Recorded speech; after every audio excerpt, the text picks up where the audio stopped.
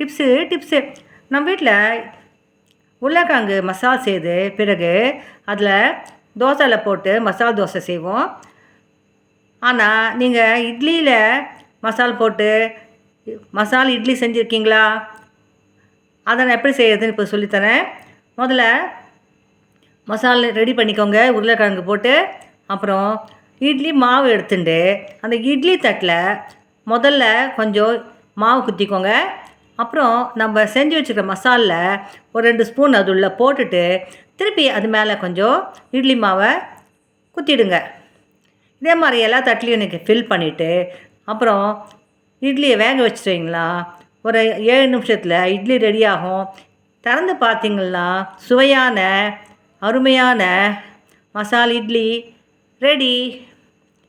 நீங்கள் செஞ்சு பார்த்துட்டு ஃபீட்பேக் எனக்கு கொடுங்க. உங்கள் கருத்துக்களையும் ஆலோசனையும் தெரிவிங்க. தேங்க்யூ. கீதா முரளி. பாய்.